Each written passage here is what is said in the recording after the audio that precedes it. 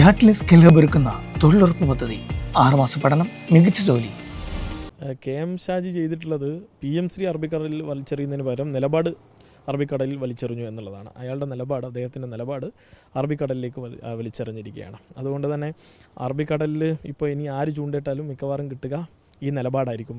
PM ശ്രീയിൽ അതിശക്തമായിട്ടുള്ള ഒരു നിലപാടാണ് SFI സ്വീകരിക്കാൻ വേണ്ടി പോകുന്നത്. എന്തായാലും നടപ്പിലാക്കില്ല എന്നുള്ള തീർത്ത നിലപാട് തന്നെയാണ് SFI. തീർച്ചയായും ഒരു സാഹചര്യത്തിലും ഒരു ഘട്ടത്തിൽ പോലും അത് കേരളത്തിലെ ഒരു സ്കൂളിലും നടപ്പിലാക്കാൻ ഞങ്ങൾ അനുവദിക്കില്ല. കേരളത്തിലെ ഏത് ജില്ലയിലും ഏത് ഗ്രാമപ്രദേശത്തിലും നഗരത്തിലും അത് നടപ്പിലാക്കാൻ ഏതെങ്കിലും സ്കൂൾ ലിസ്റ്റ് ചെയ്തിട്ടുണ്ടെങ്കിൽ ആ സ്കൂളിൻ്റെ മുന്നിൽ ആ പ്രവർത്തനം തടയാനുള്ള എല്ലാ സമരപരിപാടികളും SFI ആലോചിക്കും. ഒരു ഘട്ടത്തിൽ പോലും അതിൽ നിന്ന് പുറകോട്ട് പോകില്ല.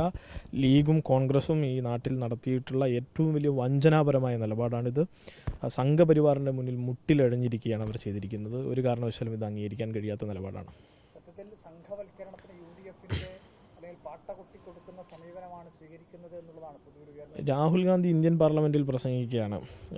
പാർലമെൻറ്റിൽ ഇപ്പോൾ നടക്കുന്ന മൺസൂൺ സെഷനിലൊക്കെ പ്രസംഗം നമ്മൾ ശ്രദ്ധിച്ചാൽ മനസ്സിലാവുന്ന ഒരു കാര്യം, രാജ്യത്തെ യുവത സമരം ചെയ്യുന്നു. രാജ്യത്തെ എല്ലാ BJP സർക്കാരും അവർക്കെതിരെ കേസെടുക്കുന്നു. നോക്കുമ്പോൾ കേരളത്തിൽ മാത്രമാണ് ഒരു BJP ഇതര സർക്കാർ കേസെടുക്കുന്നത്.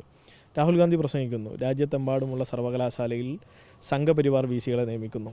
നോക്കുമ്പോൾ കേരളത്തിൽ കോൺഗ്രസ് സർക്കാർ ഇരിക്കുമ്പോഴാണ് സംഘപരിവാർ VC MGയിലും മറ്റ് സർവകലാശാലയിലും വരുന്നത്. അപ്പോൾ നമുക്ക് കാണാൻ കഴിയുന്നത് കൃത്യമായി സംഘപരിവാറിൻ്റെ പ്രവർത്തനങ്ങൾ സംഘപരിവാറിനേക്കാൾ മെച്ചപ്പെട്ട നിലയിൽ നടപ്പിലാക്കുന്ന ആളായി കേരളത്തിൻ്റെ മുഖ്യമന്ത്രി മാറുകയാണ്. കേരളത്തിൻ്റെ മുഖ്യമന്ത്രി തന്നെയാണ് പറഞ്ഞത് ഇവിടെ PM ശ്രീയുടെ ഫണ്ട് വാങ്ങിക്കഴിഞ്ഞു. എന്നാൽ അതേ മുഖ്യമന്ത്രിയുടെ ക്യാബിനറ്റിലിരിക്കുന്ന N ഷംസുദ്ദീൻ എന്ന വിദ്യാഭ്യാസ മന്ത്രി ഇന്നലെ പറഞ്ഞു PM ശ്രീയുടെ ഫണ്ട് വന്നിട്ടില്ല, കിട്ടിയത് SSK ഫണ്ടാണ്.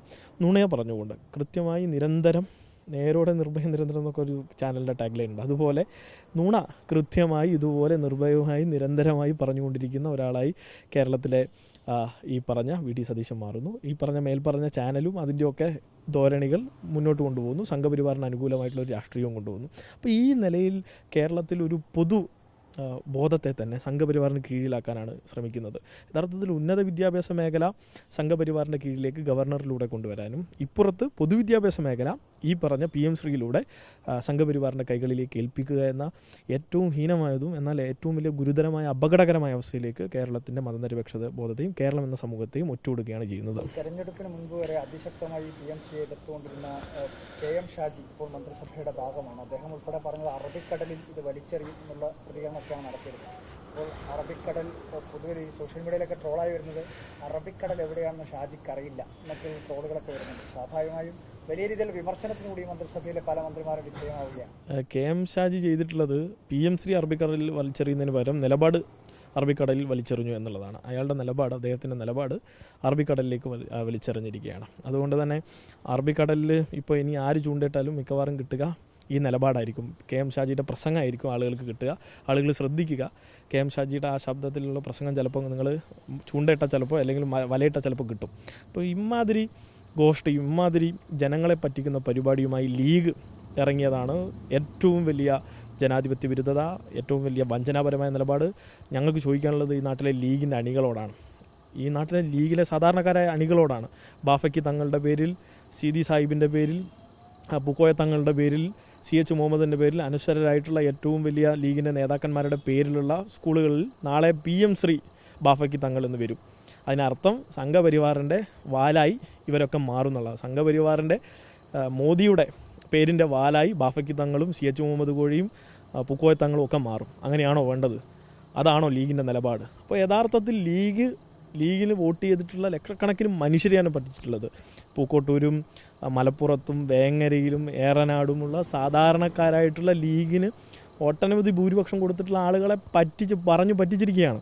അപ്പോൾ ഇവരുടെ ഉദ്ദേശം കേരളത്തിലെ ഏതെങ്കിലും ഈ പറഞ്ഞ ന്യൂനപക്ഷ വിവാദത്തിന് എന്തെങ്കിലും അവകാശങ്ങൾ നേടിക്കൊടുക്കാനല്ല. ഇതേ KM ഷാജിയുടെ ഒരു പ്രശ്നം ഉണ്ടായിരുന്നു, 10 വർഷം ഞങ്ങൾക്ക് നഷ്ടപ്പെട്ടത്, ഞങ്ങളുടെ സമുദായത്തിന് നഷ്ടപ്പെട്ടതൊക്കെ നേരിട്ട്. ഒരു കാര്യം കൂടി പറയാം, ആ സമുദായത്തിൽപ്പെട്ട ന്യൂനപക്ഷ വിഭാഗത്തിൽപ്പെട്ട മനുഷ്യർ ഉൾപ്പെടെ മനസ്സിലാക്കേണ്ടത് ആ 10 വർഷം KM ഷാജിയുടെ ബാങ്ക് അക്കൗണ്ടിൽ എത്താതിരുന്ന ഈ പറഞ്ഞ അഴിമതി പണത്തിൻ്റെയും ഈ അധികാര ദുർവിനിയോഗത്തിൻ്റെയും ഭാഗമായിട്ടുള്ള അത്തരം കാര്യങ്ങളാണ് അദ്ദേഹത്തിന് ദാഹമായി ഉണ്ടായിരുന്നത്. അത് നിറവേറ്റാനായിരിക്കും ഇനിയുള്ള 5 വർഷം അദ്ദേഹം ശ്രമിച്ചുകൊണ്ടിരിക്കുക. ഒരു കാരണവശാലും ഒരു ലീഗ് അണിയും ഒരു കോൺഗ്രസ് അണിയും അവരുദ്ദേശിച്ച തരത്തിലോ അവരാഗ്രഹിച്ച തരത്തിലുള്ള ഒരു ഭരണമായിരിക്കില്ല, മറിച്ച് സംഘപരിവാർ ആഗ്രഹിക്കുന്ന തരത്തിലുള്ള കാര്യങ്ങളാണ് കേരളത്തിൽ നടന്നുകൊണ്ടിരിക്കുന്നത്. അതിൻ്റെ ഭാഗമാണ് PM ശ്രീ.